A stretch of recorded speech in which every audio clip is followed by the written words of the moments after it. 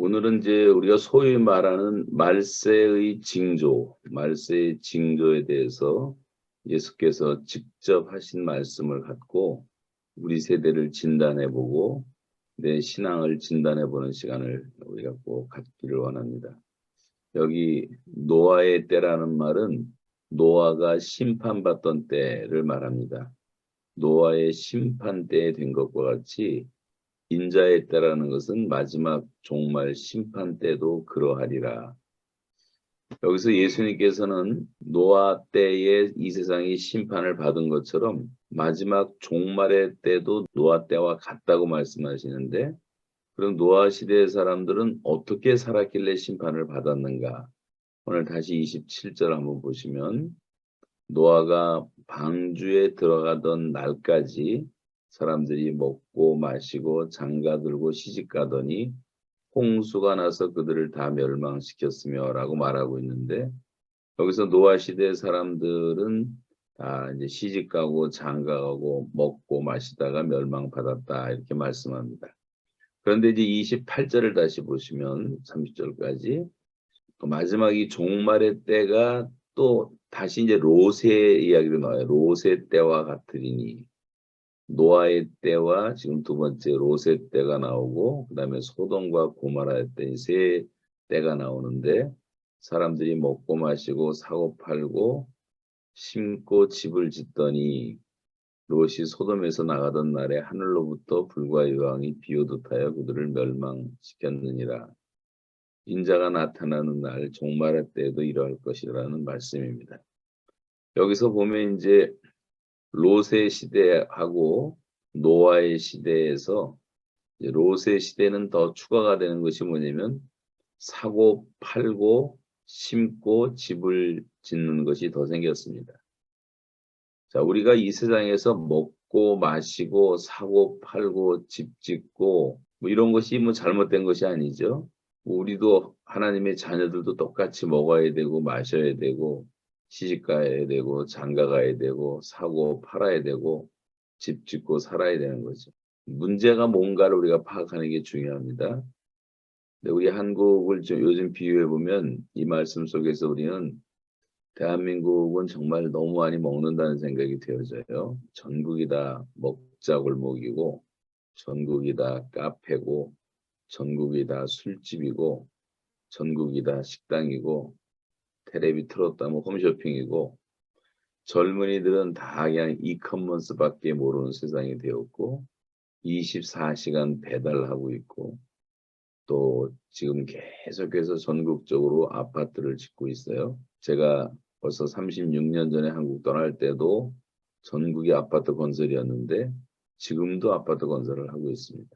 자, 그래서 여기서 이제 중요한 말씀의 포인트는 뭐냐면, 우리 크리스찬들이 이 땅을 살아가면서 제일 경계해야 할 것이 뭐냐면, 우리의 이런 일상성에 너무 푹 빠지지 말라는 거예요. 너무 깊이 빠지지 말라는 것입니다. 자, 이런 사실은 우리가 구약의 이스라엘 백성들의 삶에서도 볼 수가 있는데, 선지서를 보면 이스라엘 백성들이 타락하고 하나님의 심판을 받는 과정이 나와 있어요. 네 가지로 한번 요약해 보겠는데, 첫째는 출애굽 사건을 잊어버립니다. 출애굽 사건을. 다시 말하면 신약적으로 십자가의 구속의 은혜를 잊어버린단 말이죠. 그 다음에 둘째는 이제 세상 속에서의 일상적인 일들에 빠져버립니다. 이 세속화되기 시작하다가, 세 번째는 일상적인 일 중에서의 이제 하나가 그들의 삶의 이제 우상이 되는 거죠. 어떤 것에 대한 이제 탐욕 또는 죄의 중독이 생겨서 그것이 이제 우상이 되는 것입니다. 그리고 네 번째는 이제 하나님의 경고가 주어집니다. 그러다가 심판을 받게 되는 거죠. 그러니까 여기서 이제 우리가 받게 될 교훈이 뭐냐면, 갑자기 타락하는 것은 아니다. 이제 뭐에서부터 시작되면 일상생활에 빠지는 데서부터 타락이 시작되는 것을 볼 수가 있습니다. 여러분, 우리의 삶에서도 이런 것을 많이 볼 수가 있죠. 처음 여러분 예수님 믿었을 때, 처음 복음을 깨달았을 때, 정말 십자가의 사랑이 내 마음에 와 닿았을 때, 그때 구원받은 사람들의 첫 번째 현상은 하나님의 말씀을 사모하게 됩니다. 또 기도에 대해서 굉장히 갈급한 삶을 살게 됩니다. 그래서 말씀에 은혜 받고 기도하는 삶을 살게 되죠. 그러므로 너희가 기쁨으로 구원의 운물들에서 물을 기르리로다. 자, 이러면서 우리는 이제 신앙이 자라는 것을 우리가 영적 성장이라고 말합니다. 자, 그리스도인들 구원받은 성도들은 날마다 영적으로 이제 성장하게 되어 있죠. 우리가 이걸 다 경험하고 있습니다. 그런데 한때는 구원의 감격과 또 말씀의 감격 속에서 살던 사람들이 이제 뭐 성인이 돼서 취직을 하게 됩니다. 직장 생활에 매이게 되고 사업에 매이게 되고 그러면서 주의를 한두 번 빠지기 시작합니다. 처음에는 한두 번만 빠져도 큰 죄를 짓는 것처럼 힘들다가 나중에는 그런 생활이 이제 적응이 되는 거죠. 그러다가 자기 나름대로 어떤 합리화하는 그런 생각과 작업을 많이 합니다. 스스로. 정말 이렇게 신앙이 좋던 사람들도 야, 뭐 꼭 교회를 나가야 되느냐? 그것이만이 신앙이냐? 이 세상에서 열심히 살아가는 것도 신앙생활이 아니겠는가? 뭐 이러면서 하나님의 백성들이 뭐 이 세상 열심히 사는 것도 굉장히 중요한 거죠. 근데 문제는 이 세상의 일상적인 일들에만 빠져서 삶을 살아가기 시작한다고 하는 것입니다. 일상적인 삶을 살지 말라는 얘기가 절대로 아니에요. 우리가 다 이게 필요하지만 문제는 우리가 예수님이 말씀하신 것처럼 이런 일상성에 빠지는 것을 경계하라고 하는 것이다. 여기 빠져서 그것밖에 모른다는 거죠. 첫 번째는 오늘 이제 본문에 예수님이 말씀하시는 일상적인 삶에 빠지는 것이라고 하는 것은 그냥 일상생활만 있고 종말 의식이 없는 삶을 말해요. 종말 의식이 없는 삶. 우리 크리스천들이 말하는 종말은 두 가지가 있습니다. 첫째는 예수님 재림하실 때에 나타나는 역사적인 종말이 있고 또 하나는 개인적인 종말이라는 죽음이라는 것이 있죠. 기독교 문화가 발달한 곳을 보면 어디든지 무덤이 가까이 있습니다. 대개 교회 마당, 앞마당 또는 뒷마당에 무덤이 있는 것을 볼 수가 있어요. 그 이유는 뭐냐면 일상적인 삶을 사는 곳에서 항상 개인의 종말과 역사의 종말을 준비하는 삶을 살게 하기 위해서 우리는 뭐 망우리 같은데 옛날에 작게 머리다 사람을 옮기지만 서양 사람들은 그냥 집 앞에 그 교회 앞에 마당에다 이제 무덤을 만드는 것을 볼 수가 있습니다. 지금 우리가 살아가는 시대는 일상생활 속에서 종말이라는 것을 잊어버리고 살고 있는 시대라고 하는 거죠. 노아의 시대가 그랬고 소돔과 고모라 때가 그랬고 지금 우리 시대가 바로 그런 시대입니다.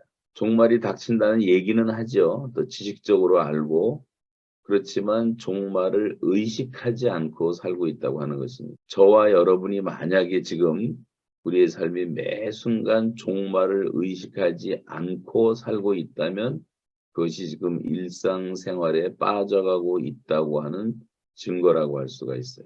며칠 전에 일어난 이태원 사고 같은 것도 봐도 이 사람들이 예상이나 했겠습니까? 1시간 30분 전만 해도 갑자기 닥친 재앙이었죠. 그때 내가 죽음을 이렇게 준비해야 되겠다고 생각했던 그런 영혼들이 얼마나 있었겠습니까? 전혀 준비가 안 된 상태에서 사고가 난 거죠. 두 번째는 이제 일상생활에 빠지는 삶이라는 것은 거기 빠지다 보니까 아주 크리스찬의 기본적인 경건의 생활까지도 잊어버리고 사는 것을 말합니다. 너무 바쁘다 보니까 하루 10분이라도 기도하지 않고 말씀 볼 시간도 없고 처음에는 잠시라도 기도하지 않으면 못 살 것 같던 사람들이 뭐 이제는 기도하는 것이 오히려 어색하고 하나님 말씀 보는 것이 어색한 삶을 살아갈 정도로 뭐 너무 일상생활에 빠지는 것을 말합니다. 우리가 이제 농담식으로 하지 말아야 될 말 하는 것 가운데 자기는 잠이 안 오면 성경 본다는 사람이 있는데 이건 정말 잘못된 거죠. 여러분 가운데 잠이 안 와서 성경을 본다고 생각하는 사람은 그건 분명히 일상성에 빠져 있는 사람이라고 할 수가 있습니다. 말씀과 기도를 사모하는 마음이 없어진 거죠. 영적으로 무감각해진 것입니다. 영적인 감수성이 없어지고 영적인 것에 대한 관심도 멀어지고 이런 상태로 우리가 일상에 빠져간다고 말하고 세 번째는 일상생활에 빠진 삶이라는 것은 이 물질적인 부요함에 빠져서 우리 영혼이 병들어가는 것을 보지 못하는 삶이라고 할 수가 있어요. 지금 우리 대한민국의 상태도 그런 상태가 아닙니다. 모든 것이 너무 풍요하다 보니까 내 영혼이 병들어가는 것도 모르고 삽니다. 너무 배가 불렀어요. 너무 세속에 물들어갑니다.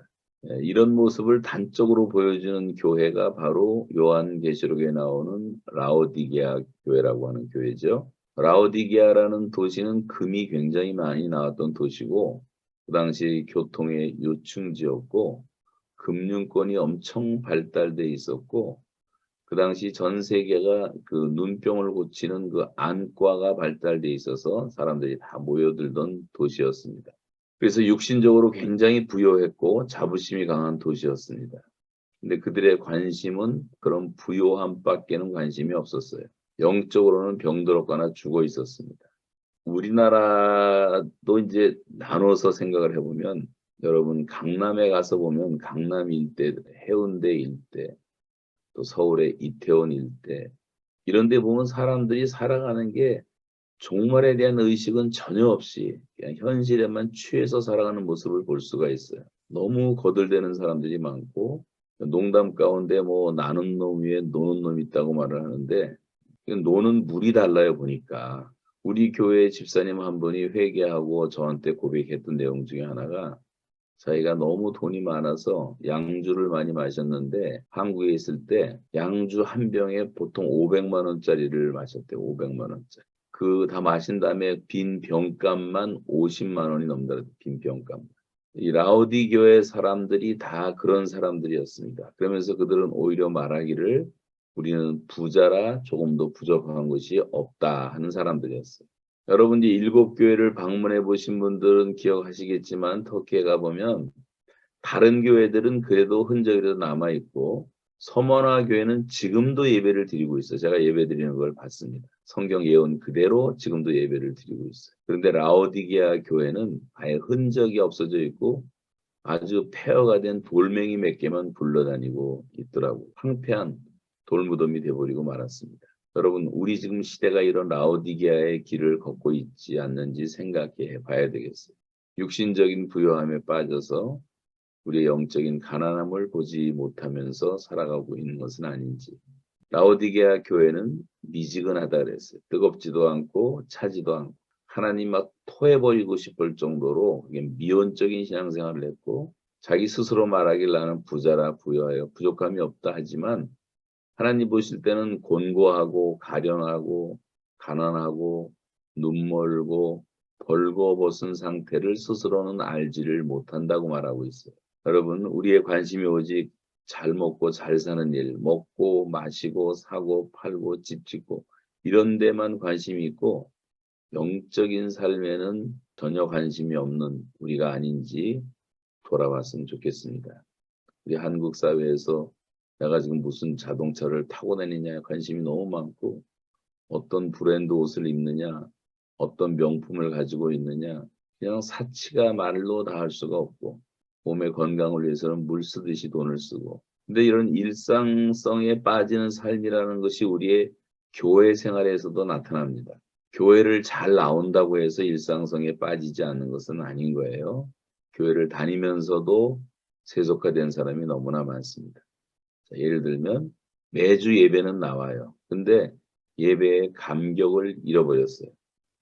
하나님의 말씀을 들어도 그 말씀이 내 마음 속에 들어오지 않고 웬만한 설교에 대해서는 감동도 못 받고 오히려 비판만 하고 찬양을 불러도 그 찬양이 진정한 내 삶에서 나오는 신앙 고백이 되지 않고 어떤 때는 좀 지겹고 아주 듣기 싫은 어떤 곡조로만 느껴질 때도 있습니다.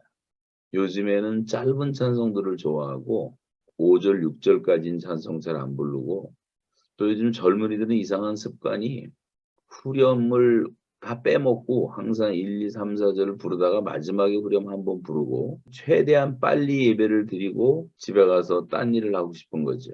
그러니까 목회자들도 교인들이 그렇게 요청을 하다 보니까 타협을 하다 보니까 한국 교회가 지금 많은 교회들이 1시간 예배로 다 줄어들었어요. 견디지를 못해요. 예배 빨리 끝나고 할 일이 많으니까 여행도 가고 맛집도 가고 카페도 가고 커피숍도 가고 골프장도 가고 주의 날이 아니라 내 날이 돼버린 거죠. 말로는 주일이라고 말하지만 주님의 날이 아닙니다. 그리고 예배당에 오지만 형식적으로 교회 나오는 사람이 너무 많다는 거예요. 이사야서가 말한 것처럼 성전 마당만 밟는 사람들, 또 요즘 뭐 많이 말하는 벤치 워머들, 의자만 따뜻하게 하고 돌아가는 철치고들, 명목상의 교인들이 많이 있다는 것입니다. 이것이 우리가 이제 일상성에 빠진 신앙생활이라고 할 수가 있어요. 이렇게 하다가 이제 하나님의 자리에 결국은 직장이 들어가고 하나님의 자리에 돈이 들어가고 하나님의 자리에 내가 사랑하는 사람이 들어가게 되는 것을 이제 우상이라고 말하는 거죠. 우상. 하나님과 나 사이를 방해하는 어떤 결정적인 것이 다 탐욕이고 우상인데 이런 것을 조심해야 됩니다. 그러면 이제 중요한 것은 이제 어떻게 하면 우리가 일상적인 삶을 살 때 이런 일상성에 빠지지 않는 삶을 살 수가 있을까? 매 순간 종말의식을 갖고 하루하루를 살아가는 것입니다. 저와 여러분의 마음속에 항상 종말의식이 있어야 돼요. 오늘이 마지막이다. 곧 주님이 오신다. 이런 의식 속에서 매일매일을 준비하며 살아가야 되는 것입니다. 자, 그렇다고 해서 오늘 밤에 주님이 오신다고 해서 우리가 뭐 장사하는 거, 공부하는 것, 시집 장가 가는 거 하지 말라는 것이 아니에요. 뭐 시집 장가 가고 먹고 마시고 다 돼. 주님 오실 준비를 하면서 살아가라고 하는 것입니다. 자, 어떤 환자들 그런 얘기 많이 듣잖아요. 어떤 환자들한테 이번 주일은 정말 한 번 더 참여하고 싶은 예배였는데 참여하지 못하고 세상을 떠나는 경우들이 있습니다. 한 번만 더 예배에 참여했으면 좋겠다 이렇게 말하는 분들도 많이 있죠. 뉴욕에서 있었던 일인데 옛날에 어떤 목사님이 이제 새로 부임을 했는데 교인들이 너무 냉담한 거예요. 반응이 없고 무관심하고 잘 나오지도 않고 소수가 나와서 예배드리고 그래서 이 목사님이 생각도 못해 신문에다가 광고를 하나 냈다 그러잖아요. 그 광고가 뭐냐면 교회 장례식 광고였어요. 신문에다 이렇게 냈습니다. 교회가 죽었습니다. 마지막 교회 장례 예배를 드리겠습니다. 다 오셔서 이 고인의 명복을 빌어주시기 바랍니다. 그래서 이 교회 장례 예배 광고를 듣고 호기심을 갖고 있는 동네 사람들, 교회 다니다가 쉬는 사람들이 그날은 다 교회로 몰려왔습니다. 그래서 장례 예배를 드리는데 목사님이 사회를 보는 거죠. 이제 장례식을 시작하겠는데 먼저 뷰잉을 하겠습니다. 그 서양에는 이제 죽은 사람 얼굴을 마지막 다 보여줘요. 인사하는 시간이 있습니다. 그리고 이제 관이 놓여 있고 사람들 한 사람 한 사람 나와서 관 속에 들어있는 그 마지막 고인의 모습을 이제 보는 순간인데 사람들의 표정이 이상한 거예요. 어떤 사람을 들여다보다가 깜짝 놀래고 어떤 사람은 울고 어떤 사람은 침묵하고 그 관 속에는 뭐가 있었냐면 이제 거울이 있었다 그러잖아요. 큰 거울을 하나 놔둔 거예요. 그 자기 얼굴을 보는 순간 교회가 죽었다는 것은 바로 내가 죽은 것이구나라는 것을 사람들이 깨닫기 시작한 거죠. 여러분 우리는 교회가 죽었다는 그냥 추상적인 얘기를 하지 말고 내 신앙이 어떤가를 살펴봐야 됩니다. 우리는 이제 부끄럽지 않게 살기 위해서 뭔가 좀 큰 일을 해야 된다고 생각을 하는데 여러분 종말의 순간에 하나님이 우리를 심판하시는 기준은 내가 무슨 큰 일을 했는가 뭐 유명한 사람이 되었는가 뭐 업적을 남겼는가 이것이 아니라 하나님의 관심은 다른 데 있어요. 자, 우리 성경 한번 같이 읽어보겠습니다. 베드로 후서 그러나 주의 날이 도둑같이 오리니 그날에는 하늘이 큰 소리로 떠나가고 물질이 뜨거운 불에 풀어지고 땅과 그 중에 있는 모든 일이 드러나리로다. 이 모든 것이 이렇게 풀어지리니 너희가 어떤 사람이 되어야 마땅하냐? 거룩한 행실과 경건함으로 하나님의 날이 임하기를 바라보고 간절히 사모하라. 여기 그렇게 종말의식을 갖고 주님의 날이 임하기를 사모하는 사람들은 반드시 거룩한 행실과 경건한 모습으로 살 수 있다고 하는 거죠. 성경에서 부단히 강조하는 것이 내가 거룩하니 너희도 거룩하라. 하나님의 뜻은 이것이니 너희의 거룩함이니라. 거룩함이 없이는 아무도 주를 보지 못하리라. 여러분, 주님이 오실 때 우리가 얼마나 많은 재산을 모았는가에는 관심이 없으시고 우리가 얼마나 많은 일을 했냐도 보지 않습니다. 주님께서 우리에게 보시길 원하시는 것은 거룩한 삶이죠. 그래서 우리가 마라나타 신앙을 가지고 살아간다면 이 땅에서의 성공보다 하나님 앞에서 돈이나 명예나 성애나 모든 것에 대해서 거룩한 삶을 추구하는 것이라는 것을 기억하시고 우리가 일상성에 빠지지 않도록 항상 깨어 기도하고 우리가 이 개인의 종말과 역사의 종말을 늘 의식하며 살려고 하는 교훈입니다.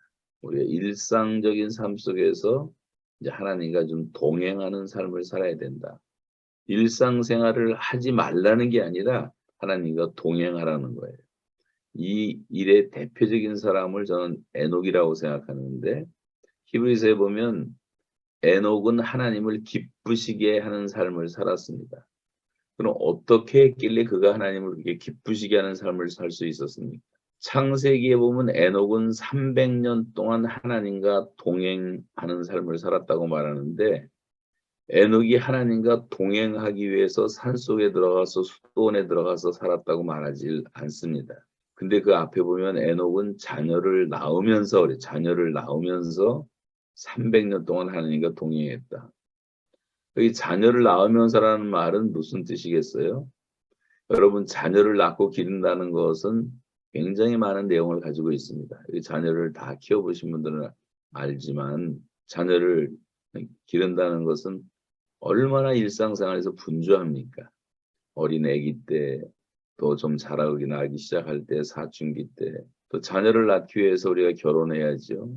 자녀 낳은 후에 자녀를 기르기 위해서 돈을 벌어야죠. 또 자녀가 자라나면 또 시집장가 보내야죠.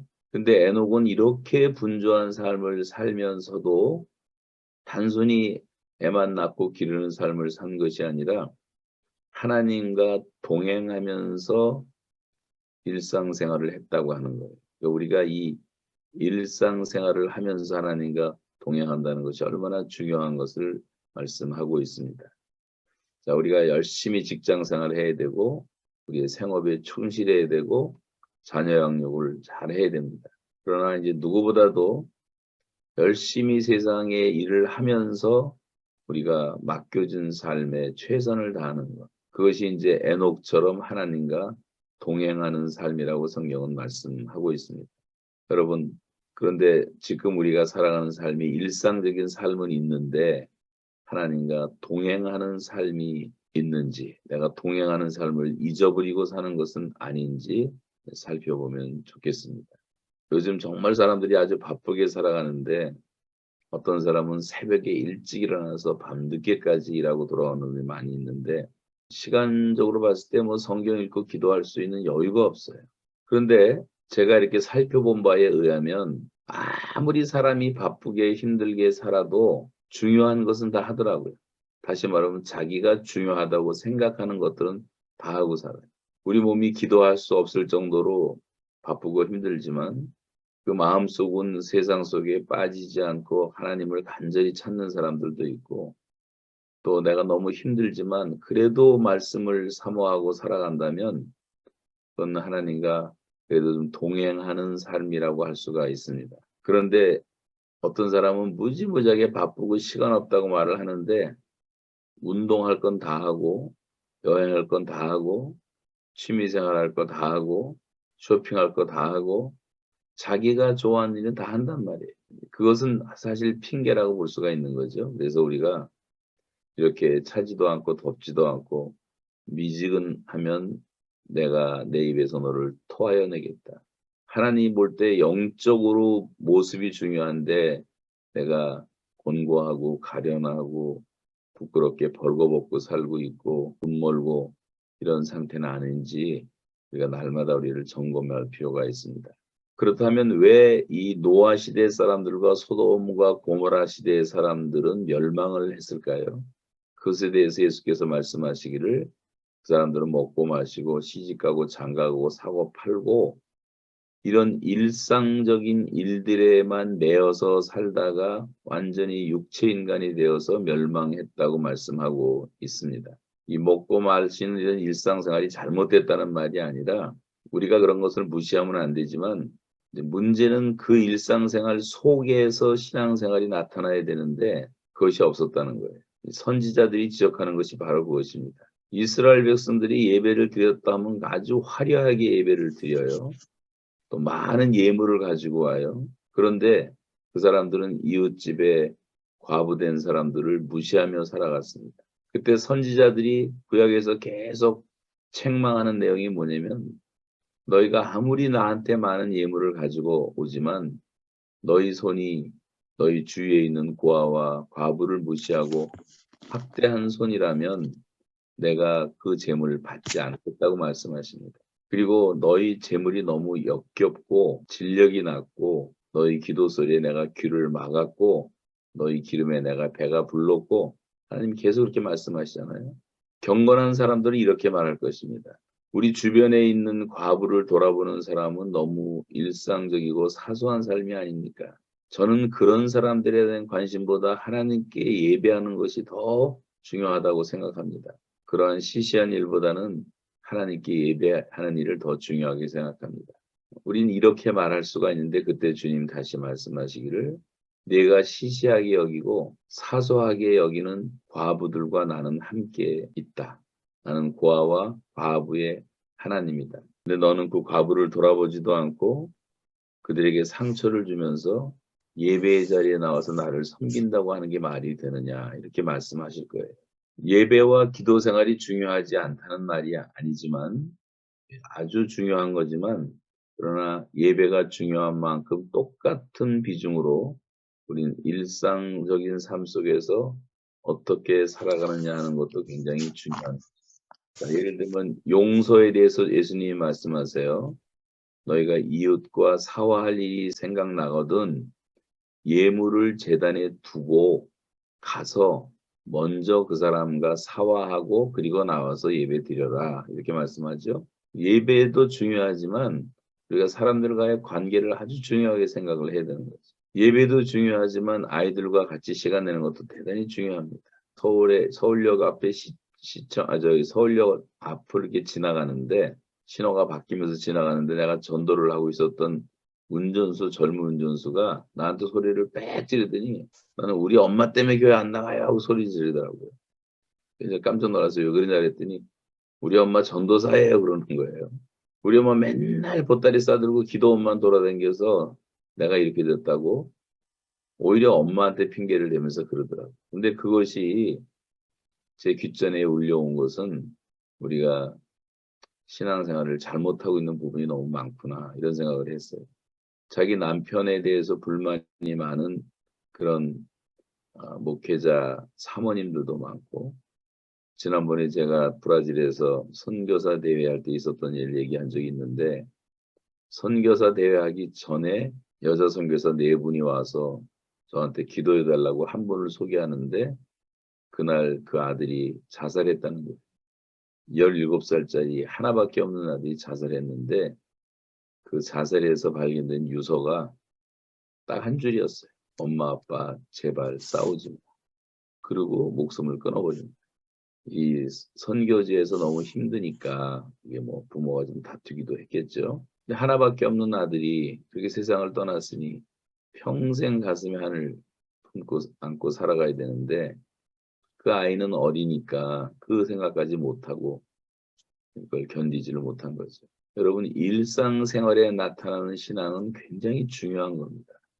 근데 우리는 일상생활에 빠지다 보면 신앙을 잃어버리는 경우가 많이 있어요. 우리가 교회 안에서 어떻게 사는 것도 중요하지만 우리가 날마다 타고 다니는 지하철, 버스 안에서 노약자들을 봤을 때 자리를 어떻게 비워주느냐 하는 것도 주님은 보고 계실 겁니다. 그런 분들도 많이 있죠.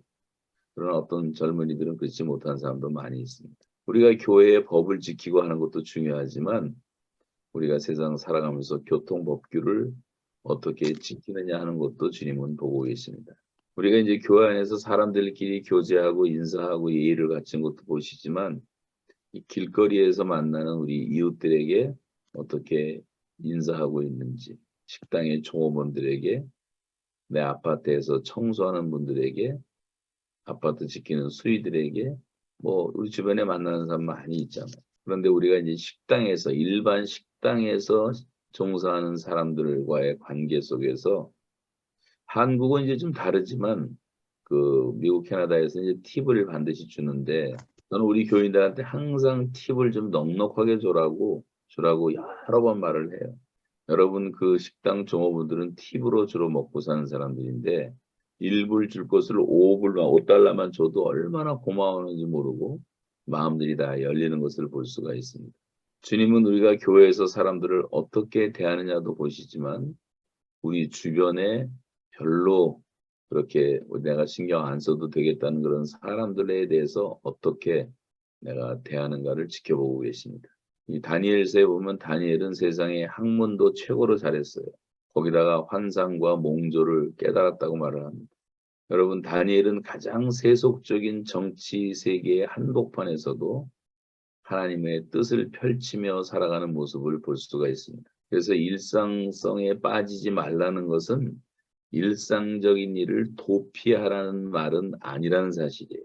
예수 믿는 사람 뭐 텔레비도 보지 말고 신문도 보지 말고 영화도 보지 말고 오직 교회 나와서 기도와 성경만 열심히 보라는 말이 아니라는 겁니다.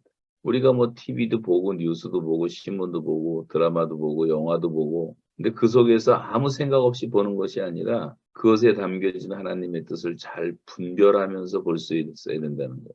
장사하고 사업하는 사람들이 단순히 어떻게 보면 돈을 얼마나 많이 벌 것인가를 생각하지만 그 장사를 통해서 하나님의 뜻을 분별하고 어떻게 하나님의 뜻대로 이것을 운영할 것인가를 생각해야 됩니다. 우리가 그냥 연애를 하고 남녀가 만나서 결혼을 그냥 하는 것이 아니라 하나님께서 왜 결혼하라고 말씀하셨는지, 또 앞으로 태어날 자녀 교육은 어떻게 해야 되는지, 하나님께서 왜 남자와 여자로 만나게 하셨는지, 또 가정에 대한 하나님의 경륜은 무엇인지 이런 것들을 알라는 거죠. 우리가 이제 자연을 보면서도 거기에 빠져서 그냥 사는 것이 아니라 그 자연 속에서 나타난 하나님의 성품, 하나님의 아름다움, 하나님의 섭리, 하나님의 뜻을 잘 분별하며 살라고 하는 것입니다.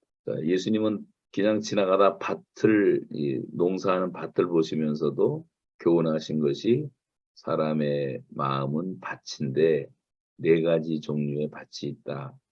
다 아시잖아요. 4종 심전의 이야기를 해주셨습니다.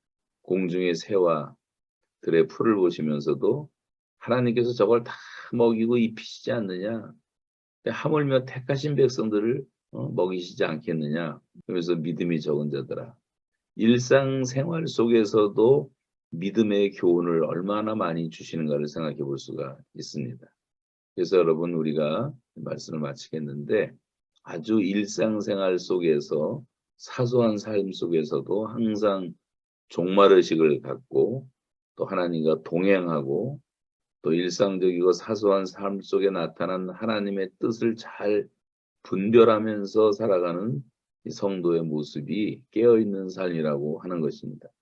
우리 자신을 이 시간 돌아보면서 혹시 나는 라오디게아 교인들처럼 그렇게 변질되어 가고 있는 것은 없는지, 노아 시대처럼 소돔과 고모라 시대처럼 롯의 때처럼 노아의 때처럼 그렇게 우리 가정이 그렇게 병들어가고 있는 것은 없는지, 내가 혹시 종교적인 생활, 형식적인 신앙생활을 하는 것은 없는지.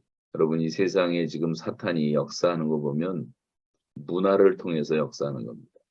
요즘에 이번에 이태원 사건도 다 문화의 옷을 입고 찾아온 그 귀신 문화 때문에 일어난 비극이라고 할 수가 있는데, 이번 사건을 통해서 저도 그렇게 사람들이 많이 이 문화에 오염이 된지는 몰랐었지만 캐나다, 미국에도 있어요. 할로윈이 있는데 할로윈 하는 날은 애들이 그냥 돌아다니면서 사탕과 초콜릿 얻는 날로만 알고 있어요. 근데 우리나라는 이상한 문화가 돼가지고 그 할로윈 문화를 타고 다 나이트클럽을 가고 뭐 술집을 가고 그런 문화가 돼버리고 또 수없이 많은 사람이 이제 그렇게 살다가 이런 큰 경고를 받았다고 생각하는데 우리가 세상을 떠난 사람들에 대해서는 애도하는 마음을 가져야 되지만 예수 믿는 사람들이 이런 데에 타협을 하고 적당히 지나가서는 안 된다고 생각을 해요. 우리가 정말 정신을 차려야 되겠다. 하나님의 경고라는 생각을 다시 하게 됩니다.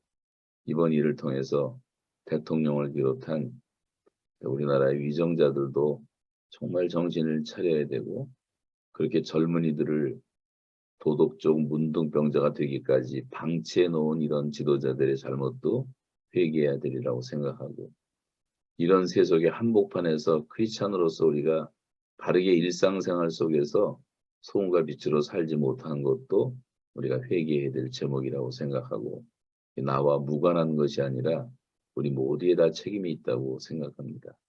그런 면에서 여러분 지금 우리가 살고 있는 시대가 정말 노아 시대처럼 롯의 시대처럼 소돔과 고모라처럼 종말의 시대인 것을 자각을 하고 영적으로 우리 모두 다 깨어있는 그런 기도하는 시간 될 수 있기를 바랍니다.